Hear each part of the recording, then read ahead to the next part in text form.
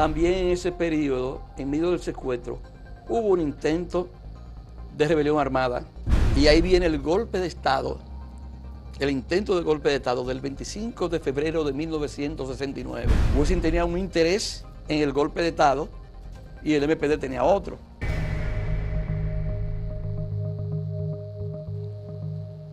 Alejandro Paulino siempre nos sorprende cuando escribe libros y revela documentos y se preocupa por determinados acontecimientos históricos, ponerlos en contexto. Y le agradecemos mucho que en su último libro, que es este que tenemos aquí y que acaba de ser publicado, se titula República Dominicana, el difícil camino de la democracia 1960-2000, documentos, proclamas y discursos políticos.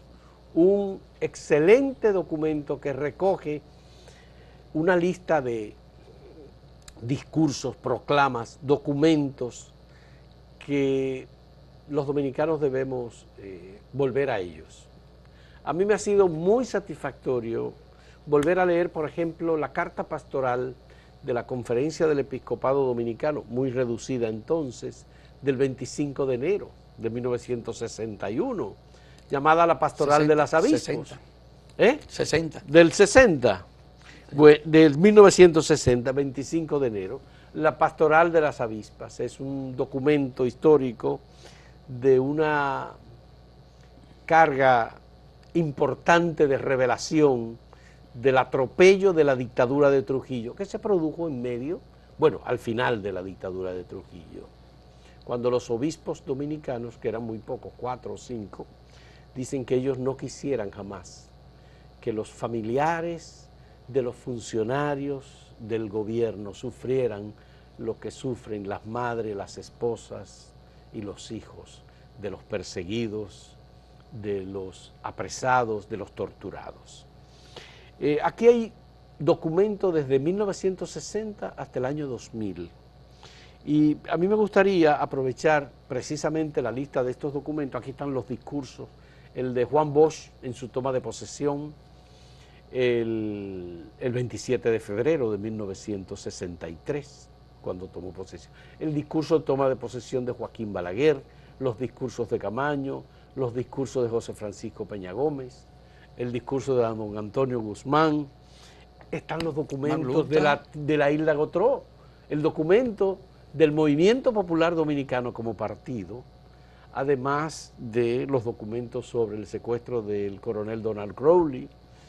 Hay tantos textos importantes, discursos en Tribuna Democrática de José Francisco Peña Gómez, discursos y carta de respuesta de Joaquín Balaguer a la Unión Cívica Nacional y tantas cosas.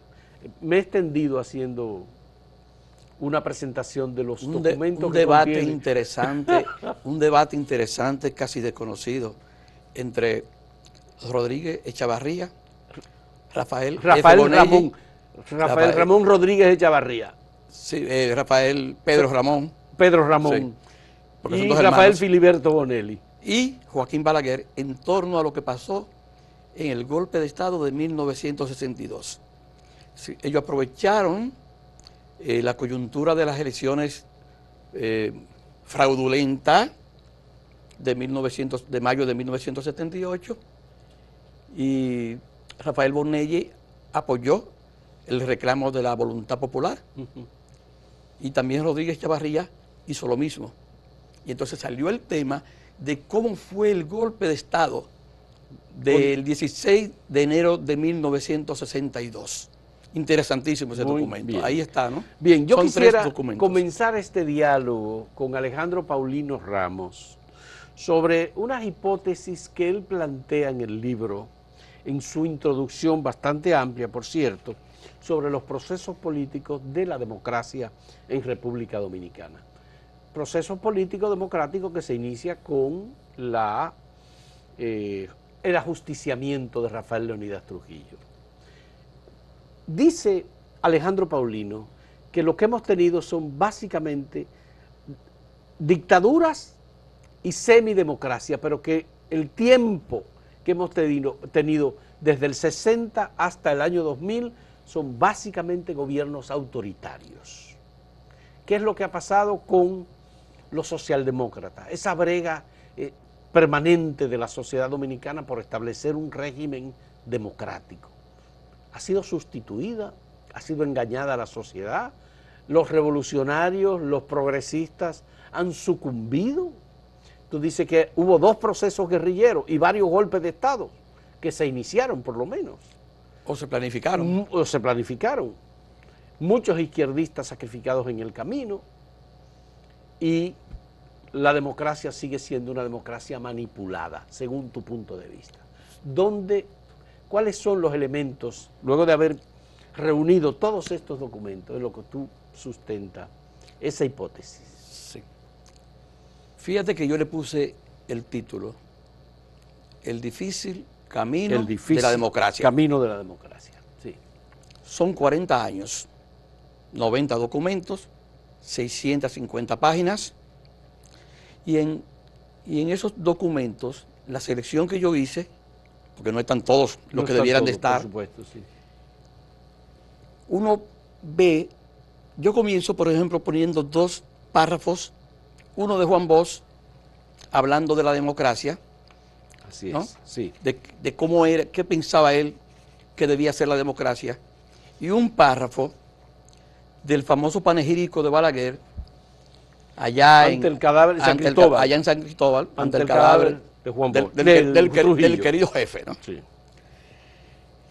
Y en el de Juan Bosch, que es un gobierno que dura 7 meses, uno ve entonces que él hizo lo posible, y ahí está varios discursos de él, hizo lo posible por hacer que esa democracia tuviera vigencia en el país.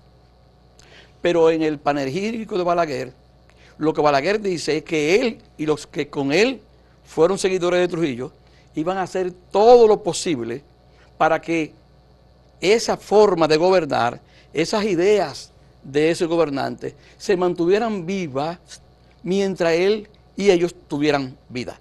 Sí. Quiere decir que Balaguer, para mí, 1961, con ese discurso, hasta que muere, marcó el conservadurismo dominicano, y habiendo sido presidente por más de 22 años, o por más de 22 años, porque hay que sumarle cuando fue presidente del Consejo de Estado de 1961, cuando murió Trujillo, cuando 1962, con el Consejo de Estado que terminó el 16 de enero de 1962, más 12 años que duró gobernando del 86 al 96. Con el continuismo reeleccionista, más los famosos 10 años últimos, donde parece que hubo un cierto relajamiento de la represión, pero no dejó de ser. Tú dices que Joaquín Balaguer fue la continuidad del trujillismo sin Trujillo. Del neotrujillismo. El neotrujillismo. Claro, el neotrujillismo representado en él, no en los sectores trujillistas que antes, por ejemplo, la familia de Trujillo no tuvieron tanto espacio con Balaguer. ¿Por qué? Porque él era el que representaba. Salieron el 18 sí, de noviembre. Pero regresaban y tenían partidos. Ramfi tenía un partido. Radamés tenía un partido, creo que Acción Constitucional, creo que le decían. Tenía mucha gente en San Cristóbal. Venían al país, estuvieron organizando partidos para participar en elecciones. Recuerdo que en el 78... Petán Trujillo murió en Puerto Rico, pero finalmente fue enterrado en Bonao. Sí. Radamés Trujillo casi apoyó la lucha por la voluntad popular en el 78. ¿Por qué? Porque Balaguer le quitó el espacio. Vamos a ver, lo que dice el párrafo al que se refiere Alejandro Paulino, pronunciado por Joaquín Balaguer en San Cristóbal, ante el cadáver del dictador, es: querido jefe, hasta luego. Tus hijos espirituales, veteranos de las campañas que libraste más de 30 años para engrandecer la República y estabilizar el Estado, miraremos hacia tu sepulcro como hacia un símbolo enhiesto y no omitiremos medios para impedir que se extinga la llama que tú encendiste en los altares de la República y en el alma de todos los dominicanos. No eres ya el adalid beligerante que fuiste hasta ayer. Ahora, transformado por los atributos que confiere el misterio a los elegidos por el sueño de que no se despierta, eres un ejemplo, un penacho, un índice que nos señala el rumor a seguir hacia la infinita lejanía de lo desconocido. Es un juramento. Joaquín Balaguer, padre de la democracia. Joaquín Balaguer, padre de la democracia. ¿Cuándo será que van a legislar de nuevo para que eso cambie? Lo dejo así. Trujillo lleva asegurada sobre sus sienes, al bajar al sepulcro, la corona de los inmortales de la patria, dijo Duarte. Joaquín Balaguer. Sí, sustituyó a Duarte ahí. Sí, sí. Entonces, la idea que tenía cuando preparé este documento, este volumen, es mostrar esa lucha entre los intentos de hacer gobiernos democráticos y cómo Balaguer se convirtió en la retranca de esos movimientos. No solamente él, pero él duró 22 años, entonces él tiene la mayor cuota. Pero también habría que ver en ese proceso de 40 años el papel de las Fuerzas Armadas.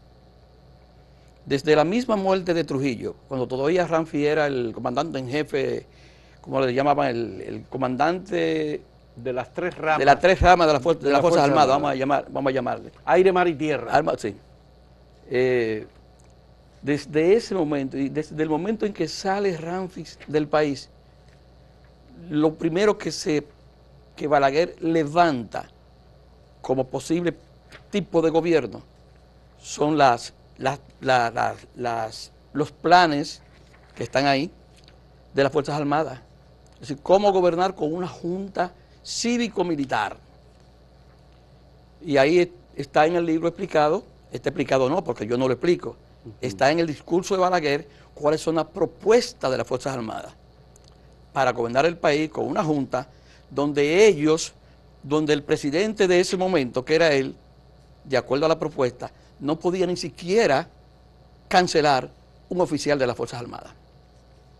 Quiere decir que estamos entonces hablando de un régimen sí, no democrático. Bien, pero pese a esas discusiones sobre el rol de Joaquín Balaguer y el régimen que se estableció a partir de 1966, previamente están las elecciones de 1962. ¿De diciembre? Diciembre, 20 de diciembre, está la instalación del gobierno del profesor Juan Bosch, su discurso, muy breve por cierto, de toma de posesión. Del 27 de febrero de 1963. Del 27 de febrero, exactamente. Y previo a eso hay un documento que a mí me dolió en el alma porque es un documento del 14 de junio, anunciando que no participa en las elecciones del 20 de diciembre porque esas elecciones son manipuladas y porque no hace falta ir a un proceso electoral, sino exacto, establecer un proceso democrático legítimo de verdad. Es un documento que está también publicado. Este documento del 14 de junio en diciembre de fue del 16 de diciembre. Salió publicado el 18, salió publicado el 18 de las elecciones. Y plantea la abstención electoral. Y entonces en ese documento se plantea que participar de alguna manera en unas elecciones impuestas por la fuerza negaría los principios que sustentan y animan, traicionaría flagrantemente los sagrados intereses del pueblo, del cual es su vanguardia de lucha, el 14 de junio, y se haría cómplice de una farsa encaminada a perpetuar los privilegios de las minorías nativas voraces e insaciables aliadas al explotador extranjero. Y resuelve, en primer lugar, repudiar el proceso electoral del 20 de diciembre, abstenerse patrióticamente y revolucionariamente de participar en el mismo, exhortar a las masas populares a que no se dejen intimidar y a convertirse en cómplices de unas elecciones espurias, y reiterar que la solución patriótica a la actual crisis es la instauración de un gobierno transitorio de unidad nacional. Ese documento Es de la agrupación política 14 de junio. Pero recuerda que el grupo se llamaba Movimiento Revolucionario 14 de junio. Si bien el documento sale de la agrupación, pero yo siento, y habría que buscar otro documento para ponerlo al lado, de que ya comenzaba una división interna dentro del 14 de junio. Ya. Es decir, no había una coherencia en cuanto al discurso que tenían. Fíjate que se ha llegado a comentar que inclusive, siendo Juan Bosch presidente, dentro del 14 de junio había una tendencia que propiciaba un levantamiento armado contra el gobierno de Juan Bosch. Exactamente. Entonces eso es producto porque, bueno, ellos tenían el foquismo ya establecido, la infraestructura había decidido la lucha armada para establecer un gobierno revolucionario. Porque era lo que habían hecho los cubanos, eso era lo que ellos entendían. Y lo estaban practicando, y no solamente el 14 de junio, sino también el Movimiento Popular Dominicano, que ya tenía algunas personas que tenían algún conocimiento militar. Y recuerda que antes del levantamiento de noviembre de 1963, en contra del triunvirato, el levantamiento de Manolo Tavares Justo, sí, primero se levanta, creo que en junio, en octubre de ese año, el Movimiento Popular Dominicano, la famosa guerrilla de Porcotuí, ¿cómo lo llamaban a esa guerrilla? Un grupito donde estuvo preso Maximiliano Gómez en ese levantamiento. Entonces, es decir, antes de noviembre. Antes de noviembre hubo un levantamiento. Con la guerrilla de Manolo. Hubo un intento de levantamiento. De levantamiento del MPD. En Cotuí. En Cotuí. En la zona de Cotuí. Contra el triunvirato. Contra el triunvirato. Es decir, que hubo entonces una readecuación de las líneas políticas en torno, a partir de que entendieron, porque el 14 de junio, cuando aunque tenía esa tendencia discreta de oponerse a Juan Bosch, fue muy beneficiada en cierto modo en las libertades públicas que existían, ¿no? Pudieron actuar, no fueron reprimidos, no hubo uno de ellos preso ni muerto. No. Juan Bosch integró al gobierno a varios de los partidos de oposición. Sí, entonces hay un apoyo de ellos, discreto y un poco hasta público también, al gobierno de Juan Bosch. Pero los catorcistas, ellos le decían un apoyo crítico. Los catorcistas, pese a ese documento, votaron por Juan Bosch en las elecciones. Claro, la población votó por Juan Bosch. Votó por Juan Bosch. Ahora, lo paradójico es que después, el 14 de junio, se levanta militarmente para restablecer el gobierno de Juan Bosch. Porque entendieron en esos 7 meses, por lo que te estaba diciendo, de que eran más los logros democráticos que lo otro que ellos planteaban, especialmente lo que tiene que ver con la Constitución de abril de 1963, la Constitución más democrática.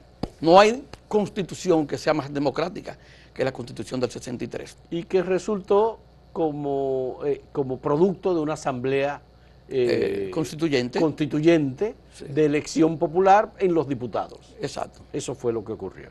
Está también aquí el discurso de toma de posesión de Juan Bosch, que fue un discurso bastante breve, pero también hay un documento del 26 de septiembre de 1963, al día siguiente del golpe de Estado, en donde Juan Bosch establece con mucha claridad su punto de vista, su postura ante el golpe de Estado y lo que él había hecho como gobierno. Son 3 párrafos. Son 3 párrafos, pero es un documento bastante claro. Y luego está el documento de los golpistas. Claro. Que la proclama que firman Elvi Viñas Román, que era el jefe de las Fuerzas Armadas. Que era el jefe del Estado Mayor, secretario de las Fuerzas Armadas, Renato Hungría Morel. Esos son los golpistas que salen a la luz pública. Era un hombre bueno. ¿Tú crees? Atila Luna Pérez, Julio Alberto Riz Santamaría, Belisario Peguero Guerrero, Félix Hermida, hijo, Manuel García Urbáez, Antonio Inver Barreras, Luis Amía Matió, Salvador Montaz Guerrero y Marcos A. Rivera Cuesta. De la Marina de Guerra. Esos son los que firman el documento de eliminación de la Constitución, eliminación del Congreso, eliminación del gobierno, sobre todo, según dijeron ellos, sobre todo por su permisividad ante el comunismo. Especialmente. El documento dice, lo más grave de todo, las consentidas y alarmantes maniobras de los dirigentes del comunismo internacional y ateo, el que por Dios, dice, y ateo, que por internacional desconoce los nacionalismos particulares y por ateo niega a Dios. Dice, han llevado a la nación al borde de la ruina y a sus habitantes a los lindes de la desesperación, amenazando con destruir las tradicionales esencias democráticas y republicanas de nuestros padres fundadores. Una justificación ideológica puramente, ¿no? Pero también había una justificación, que creo que Juan Bosch en su corta declaración contesta, y es que lo acusaban de corrupción a Juan Bosch. En el documento no hacen pero cuando Juan Bosch escribe el texto que está ahí en ese libro, se ve que, bueno, pero además en todo el proceso de los 7 meses hay mucho ataque al gobierno de Juan Bosch, y lo acusan no solamente de ser entonces complaciente con sectores económicos europeos, complaciente con el comunismo, y además le dicen corruptos, sí, varias veces, ¿no? Dice Juan Bosch en su documento al pueblo dominicano, ni vivos ni muertos, ni el poder ni en la calle se logrará de nosotros que cambiemos nuestra conducta. Y finalmente dice, los hombres pueden caer, pero los principios no. Nosotros podemos caer, pero el pueblo no debe permitir que caiga la dignidad democrática.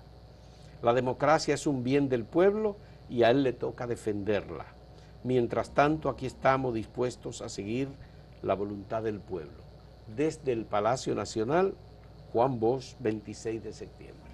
Fíjate entonces cómo ya tú vas viendo en ese proceso, porque es un proceso que marcan los documentos. Yo digo que es el proceso de las coyunturas más importantes de los 40 años. Si tú vas ahí caminando, en cada documento te va llevando por un tema de la historia contemporánea dominicana. Y cada vez que tú tomas un documento, tú vas entonces a ver el enfrentamiento. Democracia, autoritarismo. Democracia, dictadura. Golpe de Estado.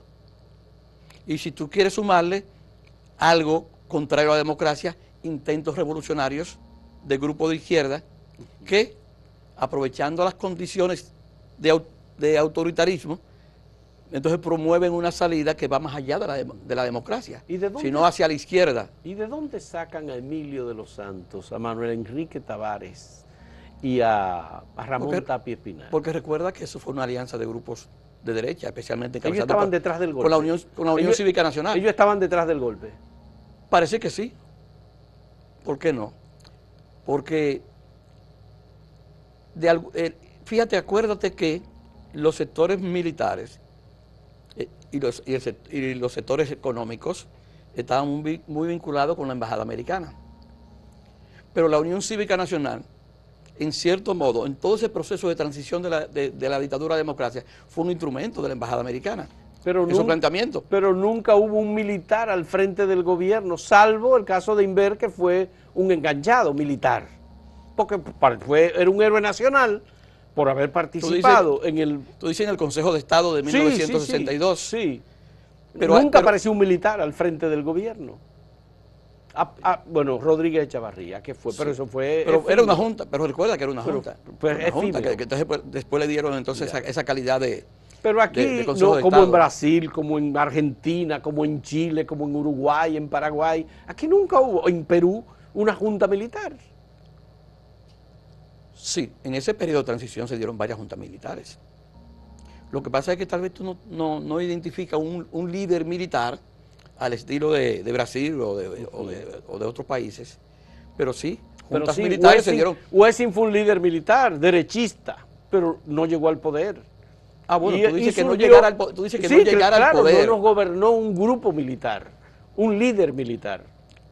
Parece que la misma preeminencia de Balaguer como líder del sector conservador limitó esas posibilidades. Fíjate que hubo una coyuntura en 1975 que fue la famosa renuncia de los generales. Sí. Entonces, renunciaron todos los jefes de las Fuerzas Armadas, de la Marina. Fueron cinco. Bueno, pero cinco, esa era la Marina de Guerra. Ramón Emilio Jiménez, Enrique Pérez Bochán Javier. Sí, claro. Ok, pero son los jefes. Ajá. Entonces, ese momento parecía una coyuntura difícil para Balaguer, porque se supone que ellos tienen el control de las Fuerzas Armadas. Pero había una división dentro de las Fuerzas Armadas. Entonces estaba el grupo de Aníbal Ceja. Entonces, Balaguer se acoge al grupo de Aníbal Ceja, ahí están los comunicados de Aníbal Ceja, se acoge al grupo y enfrenta entonces al grupo de Pérez y Pérez y lo aísla. Y se va a la Fuerza Aérea y toma y pone en posesión a varios jefes militares. Entonces, al final esos jefes militares se quedaron en el vacío, que tuvieron que volver otra vez. Lo sorprendente es la capacidad de maniobra de Balaguer. Que por cierto, ese era el sector de la Fuerza Armada, esos nombres que dijimos, los más relacionados o vinculados con lo que se llaman los incontrolables. Aquellos jefes militares que Balaguer decía que no podía evitar que hicieran lo que estaban haciendo, ¿no? Los incontrolables, pero que eran los que estaban con él. Ramón Emilio Jiménez. Enrique Pérez y Pérez sí. Claro, Pérez y Pérez. Pero Ramón Emilio Jiménez, el documento de ellos está aquí en este libro y lo estuve mirando. No me atrevería a decirlo así con propiedad, pero era de ese grupo. Porque yo digo como grupo. Recuérdate que Ramón Emilio Jiménez fue ministro de Relaciones Exteriores del gobierno de Antonio Guzmán en 1978. Sí, pero después. Después, sí, se acercó al PRD. Sí. Pero en esa época él era, así como era hijo de... Así fue delegado. Así como era hijo de un poeta. También era uno de los que defendía. Vamos a hacer una pausa en este diálogo con Alejandro Paulino Ramos, autor del libro República Dominicana, el difícil camino de la democracia, 1960-2000. Volvemos.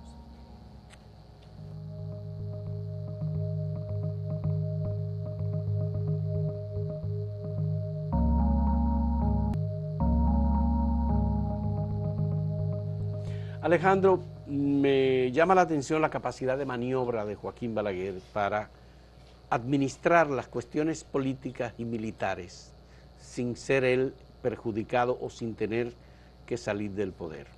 En 1965 hubo una guerra civil, hubo una intervención militar y Joaquín Balaguer resulta seleccionado por los americanos, dice Bernardo Vega, impuesto por los americanos en el gobierno. Yo creo que sí. Pese a que Joaquín Balaguer estaba señalado con alguna responsabilidad en Estados Unidos sobre la muerte de el jefe del gobierno vasco en el exilio, Galíndez, Jesús de Galíndez. Juan de Dios Unanue sostiene esa tesis, un colombiano que luego fue asesinado.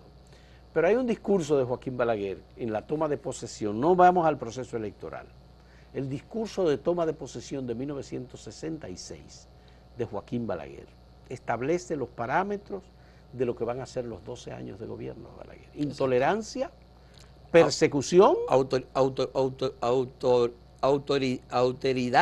austeridad, exactamente, prohibición de las huelgas de trabajadores, ninguna libertad ciudadana, rebajaron los salarios a los funcionarios y también a los empleados públicos. ¿Tú crees que ese discurso es uno de los más importantes de Joaquín Balaguer? Establecieron una nueva constitución negadora de la Constitución del 63. Que es la Constitución que sobrevive durante más tiempo. Que es donde se incluye la reelección electoral, que le va a permitir a él gobernar los 12 años, de alguna manera. Además, es la Constitución con la que gobierna el PRD del 78 hasta el... ¿Se modifica? 86. ¿Se modificó? ¿Se modificó? Creo que sí. No, no se modificó la Constitución. Esa fue la misma Constitución. Ese tema no se tocó en los dos gobiernos del PRD. Del 78 por suerte no hay al 86. No hay un documento. No hay ningún documento. No hay un documento sobre esa Constitución. Sí. Háblame de ese discurso de Joaquín Balaguer de 1966, que tú consideras muy importante y que está aquí en Yo este creo libro. Que es un discurso importante, porque ahí es que se define en ese discurso. Recuerda que Balaguer sale del país en 1962. Se va a Puerto Rico, luego a Nueva York. A Nueva York. En Nueva York es que funda el Partido Reformista. Sí. Intentó participar en las elecciones del 62 a través de una agrupación relacionada con Nicolás Silva. Y luego, en el 66, después que ya tiene el Partido Reformista fundado allá, un partido que hay que decir que está constituido por el exilio trujillista. El exilio trujillista estaba en Nueva York y en un pueblecito a la afuera de Nueva York, y además creo que en Peckham Boy, en New Jersey. Ahí estaban Abel García, ahí había muchos generales, ahí había muchos políticos, muchos funcionarios. Entonces, Balaguer tenía una plataforma de personas que eran cercanas a él y fundaron el Partido Reformista, pero no le permitían regresar al país, porque recuerda que había una ley que prohibía las actividades trujillistas. Sí. Sin embargo, como se da la Guerra de Abril, aquel conflicto que duró 6 meses, y se negoció el final de esa guerra, los americanos, los Estados Unidos que habían ocupado el país con miles de soldados, tenían una cuota importante entonces en la dirección de lo que estaba pasando. Entonces se organiza ese gobierno provisional de García Godoy, que su trabajo va a ser entonces preparar todo lo que tiene que ver con la salida. Pero es en ese periodo entonces, después ya ya casi terminando la guerra, casi en septiembre, es que Balaguer regresa en base a que su madre estaba enferma y a partir de ahí ya se queda. Entonces, ¿quién es que lo va a apoyar a él? Son los Estados Unidos, son los soldados norteamericanos. Es el ejército que está peleando junto con los americanos, peleando contra los soldados de Camaño. Entonces, Balaguer realmente yo creo que lo trajeron y lo pusieron porque participó entonces en unas elecciones donde no había, ningún país puede tener unas elecciones libres con 42.000 soldados ocupándolo. Y nadie que estuviese en la guerra de un lado o de otro iba a ocupar la presidencia si no tenía el beneplácito de los norteamericanos. Vieron a Joaquín Balaguer y fue los Estados Unidos que decidieron eso. Sí, Bernardo, yo creo que no hay duda, yo creo que no hay duda sobre eso. Cuando tomó posesión el 1 de julio de 1966. Pero además, no solamente lo pusieron, sino que se quedaron en la estructura del Estado, gobernando con él, ayudándolo a gobernar. Ahí están los documentos, yo que tengo un documento publicado del IAD. Admite en su discurso que se pagaba la nómina pública con fondos americanos. Bueno, entonces. Balaguer. Claro. Ese discurso del 1 de julio del año 66, Balaguer lo inicia diciendo que nunca antes, pocas veces ha caído sobre un dominicano una carga de tanta responsabilidad como la que el destino coloca hoy sobre mis hombros. Dirigir el país desde ahí. Alguien le puso la carga, porque los burros no se ponen la carga solos. No, pero fue un discurso en donde se estableció la austeridad, se estableció la no tolerancia de actividades políticas contrarias al gobierno, en donde... Y un discurso con muchas expresiones violentas, ¿no? Expresaba la violencia. Sí. Porque uno leyendo los textos puede decir, mira, él estaba diciendo que va a prohibir la huelga, pero cuando uno ve el video, el documental donde aparece él con el discurso, uno ve que es casi con odio, es diciendo el que ahora haga esto, le vamos a poner todo el peso de la ley, pero de una manera aplastante, diría yo, ¿no? Sí. Yo creo que ese es el anuncio de lo que fue la dictadura, o casi dictadura, si tú quieres, de Joaquín Balaguer. A partir de ese momento, Camaño en Londres, la izquierda aquí en República Dominicana y en otros lugares comienza un esfuerzo para cambiar políticamente a Joaquín Balaguer y hacer un vuelco, digamos, al resultado de la guerra civil. Y en medio de ellos se establecen los comandos revolucionarios o de la resistencia, por parte del movimiento popular. Los comandos revolucionarios clandestinos. Los CRC. CRC. En 1969, y aquí está el documento del Movimiento Popular Dominicano, se realiza la conferencia Hilda Gotró del Movimiento Popular Dominicano y se proclama la necesidad de sacar a Balaguer del poder. A través de un golpe de Estado revolucionario. De un golpe de Estado revolucionario. ¿Tú recuerdas ese proceso, Alejandro? Y además aquí están los documentos que hablan muy claramente de cuál era la postura del Movimiento Popular Dominicano ya dirigido por Maximiliano Gómez. Todos los grupos que salieron, casi todos los grupos que salieron de la Revolución de Abril, los grupos de izquierda, tuvieron una actitud relacionada con la lucha armada. Por ejemplo, el PCD, en octubre de 1966, estaba planteando que había que volver al gobierno constitucional de Abril, a través de la lucha que frustraron los norteamericanos. ¿Cuál era la lucha? La lucha armada. Eso, estamos hablando del Partido Comunista Dominicano, que estaba recién, había aparecido recientemente, producto de la división del Partido Socialista Popular. Pero inmediatamente en el mismo 66, antes de terminar el año, ya el Movimiento Popular, el 14 de junio, no el Movimiento Popular Dominicano todavía, el 14 de junio ya estaba enviando personas al extranjero, buscando contactos, apoyo, recursos, adiestramientos en guerra de guerrilla. Y ahí hay un amigo en el 66, diciembre por ahí, que llega desde Europa. No.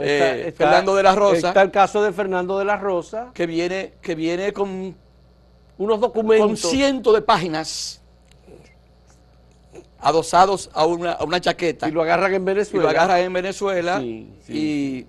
Y entonces, pero ahí dice todos los contactos que se hicieron, para qué se hicieron. Sí. Ahora, quien revela todo eso es Joaquín Balaguer. Pero espérate, eso hay un llega, discurso el 4 de febrero del año 67. Pero eso es diciembre. Entonces, en enero, cuando comienza el 67, Balaguer entonces hace un discurso donde toca dos cosas.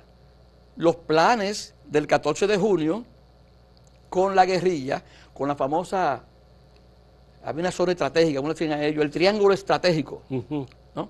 Que era donde se iba a desarrollar la guerrilla.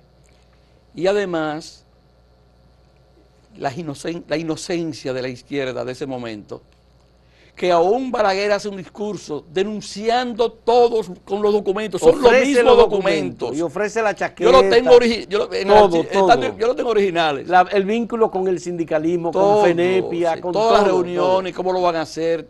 Ya. Pero sin embargo, está Juan B. Mejía mencionado mucho en los documentos. Juan B. Mejía. Está Julio de Peña Valdés mencionado también. Que eran del 14 de junio, eran del 14 de junio todavía. Que eran del 14 de junio.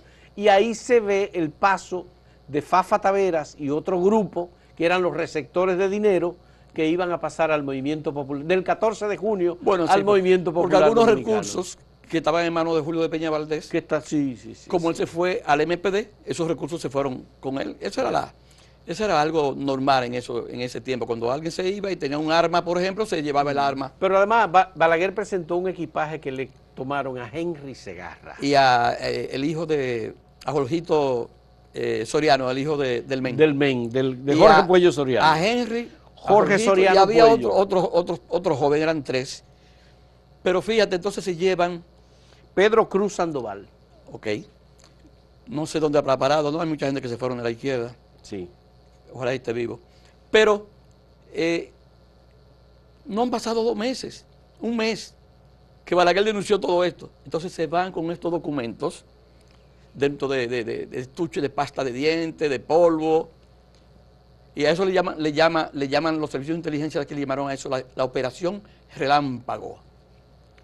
Y ahí es aquel discurso de Balaguer donde habla del niño, del angelito negro, ¿no? Este angelito negro, que es Jorgito Soriano. Quiere decir que hay una inocencia, pero eso no quitó que la izquierda siguiera insistiendo en la guerra. Se sabe dónde va a ser la guerra, el triángulo estratégico, se sabe todo. Todo se sabía. Sin embargo, dejan en esa zona a Orlando Mazara. Sí. Y le dicen, mira, ya todo se sabe, Ahora lo que tú tienes que hacer es cuídate, no salga de día, sal de noche a las reuniones, pero no lo sacaron de la zona. Mira lo que dice Joaquín Balaguer aquí. Muere Orlando Mazara de una manera abandonado, innecesaria. Solo. Creo que sí. He aquí, dice Joaquín Balaguer, y la presenta, la maleta con los documentos hallados por las autoridades dominicanas a Henry Segarra Santos y a Pedro Cruz Sandoval, y he aquí el material que se encontró en el tubo de pasta de afeitar que llevaba el adolescente Jorge Soriano Puello. Un muchachito menor de edad. Sí. Entonces, lo que yo digo es, si ya el movimiento se ve y se sabe seguro que esos documentos, que esas declaraciones de Balaguer son ciertas, entonces tú tienes que buscar, analizar lo que está pasando y a ver si se puede buscar un cambio de táctica. Pero ¿para qué la izquierda ponía sobre el papel unos documentos y transportarlo y llevarlo a Cuba? Porque eran inocentes. Y llevarlo a China y llevarlo a Corea. Porque eran inocentes. ¿Pero para qué? ¿Qué querían? ¿Qué buscaban? ¿Para conseguir apoyo económico? Bueno, pasajes, como decía Balaguer. Estaba comenzando en esa época esa lucha de tendencias internacionales, ¿no? Pro chinos, pro cubanos, pro soviéticos. Y todo eso se movía en el campo internacional. Y aquí se comenzaba. Pero dicen que cuando... Y comenzaba a manifestarse aquí de una manera... Cuando el MPD sacó la isla Gotró, que había en plan, supuestamente, un intento de golpe de Estado contra Joaquín Balaguer. ¿Es verdad eso? Qué bueno que me tocaste ese tema. Porque hay cosas que están en la historia y se van a perder. Y yo digo que bueno que están vivos muchos de los dirigentes del Movimiento Popular Dominicano y del 14 de junio. Edgar Erison Pichardo, Cocuyo Báez, Fafa Taveras, sí. A ver. Yo recuerdo, bueno, primero tengo que decirte que hay una isla Gotró que tiene que ver con la línea política, vamos a llamarle, ¿no? Esta es la del 23 de marzo de 1969. Pero antes, un año antes, se dio una asamblea que le llamábamos la Asamblea Guido Gil. La Asamblea Guido Gil. Recuerda que Guido Gil murió, desapareció en 1967. Sí. Entonces, la Asamblea Guido Gil, si no me equivoco, en ella, yo no participé en ella. Tú estabas en el Movimiento Popular Dominicano. Pero no participé, yo era miembro más del sector estudiantil. Ya. Y ahí se decidió entonces la creación de los comandos clandestinos revolucionarios. En la Guido Gil. En la Guido Gil. Entonces tú tienes dos tácticas, una militar, que son los comandos, que son la punta de lanza, los que tienen las armas, los que van a justiciar los calieses y los enemigos del pueblo, y la otra que es la táctica entonces política, que es la del golpe de Estado revolucionario, unificando al MPD con el PQD de Wessing, aquel que hizo tanto daño en la revolución, para no decir una palabra fea. Con el PRD de Peña Gómez, porque Juan Bosch estaba en el exilio. Juan Bosch se había ido en el 66 a finales y dijo, voy a hacer ahí está el documento, voy a hacer una oposición honesta. Yo no sé lo que quería decir con eso. Denunció el fraude, se reunió con Balaguer a sola, dice él en el discurso, nos reunimos a sola, nadie sabe, solamente él y yo sabemos lo que hablamos. Y se fue a hacer la oposición honesta, dejando al PRD, y duró 66-70 en Europa. Entonces fue una oposición muy honesta, porque no le hizo oposición a Balaguer. Eso es lo que yo creo, ¿no? Y cuando vino a defenderlo. Entonces cuando vino, en esos 4 años, entonces crece la isla Gotró, porque está ahí el documento donde el MPD públicamente apoya la convención del 70 del PRD, y a Peña Gómez. Sí. Pero antes ya estaban tenían una relación. Yo recuerdo, y lo puedo decir, que algunas cosas que leyó en algún momento Peña Gómez, yo las transcribí en una máquina Underworld. Tú dirás, ¿cierto, verdad? Tengo testigos. Sí. El que me dio la transcripción para transcribirlo. Para transcribirlo, lo que leyó José Francisco Peña Gómez. Exacto, creo que fue en la convención del PRD, la primera convención del 70. Entonces, tú tienes dos problemas al mismo tiempo. Es decir, unos cambios de tácticas militares rápidas. Recuerda que el MPD, 66 salen de la revolución, 67 lo mejor al campo, 68 las tumbas vivas, no sé si usted sabe lo que es eso, se enterraban, los guerrilleros se enterraban en las montañas, no se sabe a qué, ¿no? Porque no hacían nada. Y luego entonces los comandos clandestinos que se convirtieron en una estructura militar, entre comillas, porque eso de militar que había que ver, una estructura que tenía intención para la guerra, ¿no? A partir de la conferencia Guido Gil. Eso fue en la Guido Gil. Y luego viene la Isla Gotró, que es la unidad antirreeleccionista contra Balaguer para impedir el continuismo. Cerquemos a Balaguer en los cuarteles, unidad de todos los sectores antibalagueristas contra el reeleccionismo. Y ahí viene el golpe de Estado, el intento de golpe de Estado del 25 de febrero de 1969. 25 de febrero. De eso nadie ha hablado, de lo que están con los jóvenes. Tú tienes que preguntarle a los que estuvieron en eso. Porque yo como... Ese fue planificado por el MPD. Eso era el MPD.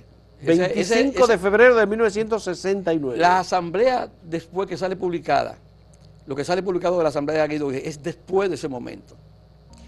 Era interesante y un poco hasta chistoso, porque yo recuerdo que aunque no fue la palabra que dijeron, a los miembros de los comandos, ¿cómo se dice? Cuando a los guardias los ponen en un sitio que no pueden salir, los mantienen en reserva. Sí, pero ¿cómo dice? En confinamiento. Ok, los miembros de los comandos estaban en sitios supuestamente estratégicos con el objetivo de que cuando se diera ese golpe de Estado iba a comenzar entonces un apoyo militar a ese golpe, porque recuerda que había una duda con Wessing. Wessing tenía un interés en el golpe de Estado y el MPD tenía otro. Pero entonces, en este del 25 de febrero del 69 estaba vinculado Wessing. 69, claro. Del 69. Claro que ¿Estaba sí. vinculado Claro Wessing? Que sí, yo creo que sí. ¿Con el MPD? Sí, yo creo que sí. Porque si no, ¿quién iba a dar el golpe de Estado? ¿Algunos militares del PRD? ¿Algunos militares constitucionalistas? ¿Militares de Wessing? Yo creo que sí, porque yo conocía algunos. ¿Y con qué armas el MPD iba a hacer el golpe de Estado? Bueno, las que habían resultado del 65. Recuerda que en la revolución sacaron muchas armas. Las armas no se entregaron, no se entregaron todas. Esas armas.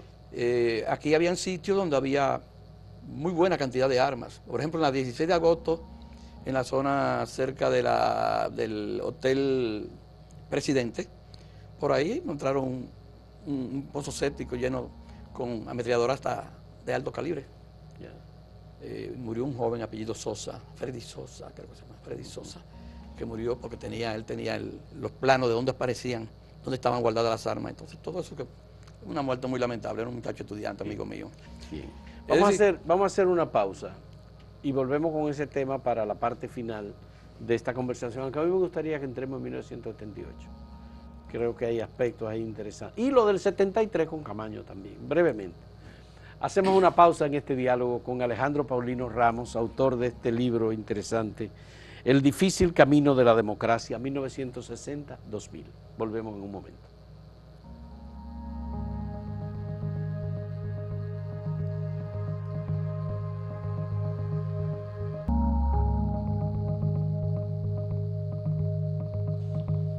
Finalmente, la parte del golpe de Estado del 25 de febrero. ¿Cómo fue eso? ¿Quiénes participaron? Las armas que estaban disponibles. ¿Qué es lo que iban a hacer? ¿Iban a agarrar a Balaguer? Bueno, era un golpe de Estado.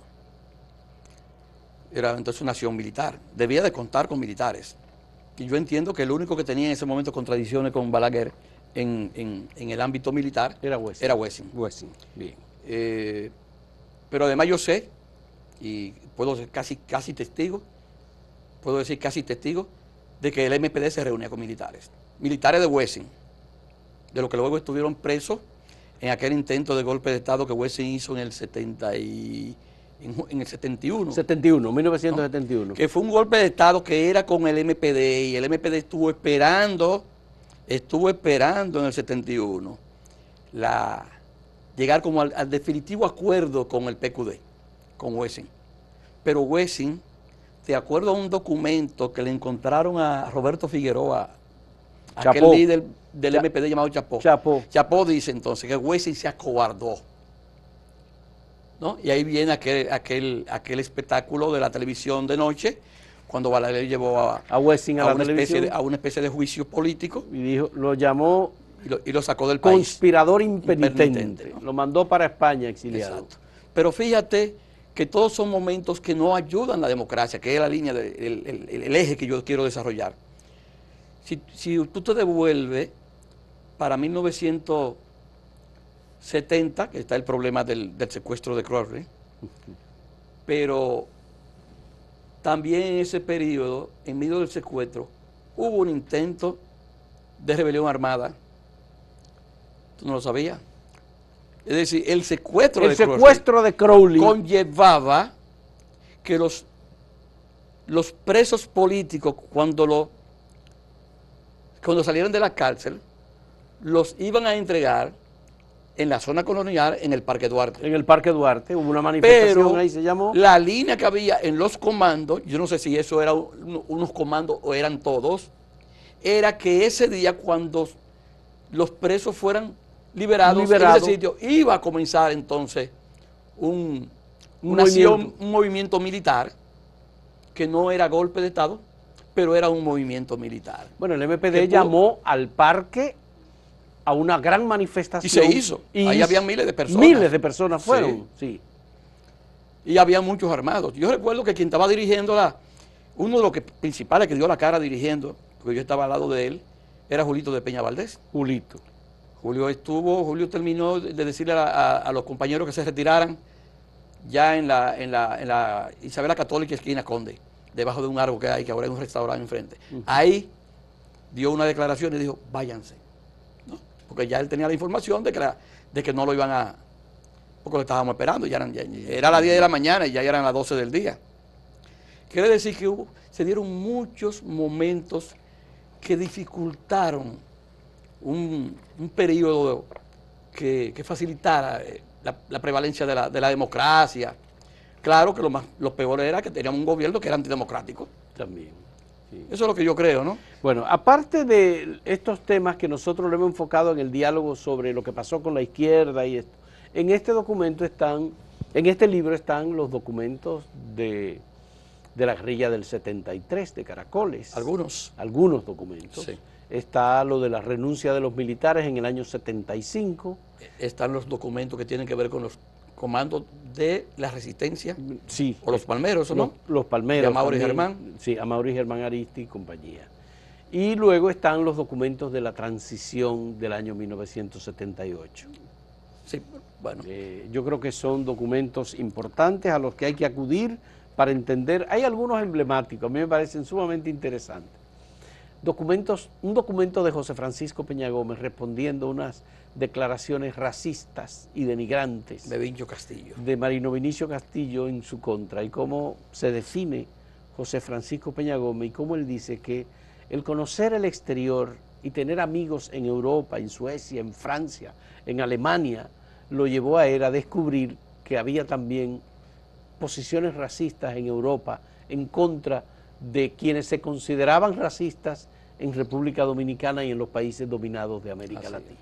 Una declaración extraordinaria de José Francisco Peña Gómez, y con una política y una consistencia muy clara en términos históricos. Hay que acudir a estos documentos. Y qué bueno que tú has podido rescatarlos, publicarlos en un libro. ¿Dónde encontramos el libro? El libro, mire, primero debo de comenzar la payola del próximo. Sí. Hay un libro que va a ser un aporte para los izquierdistas, que es para ellos, porque son documentos, no porque los serían todos, no, pero imposible. Documentos. Pero son documentos de 1900 al año, por lo menos 2000, lo tengo ahí todo ya, de la izquierda dominicana. ¿Entre qué año y qué año? 100 años de historia. 100 años de historia de la izquierda.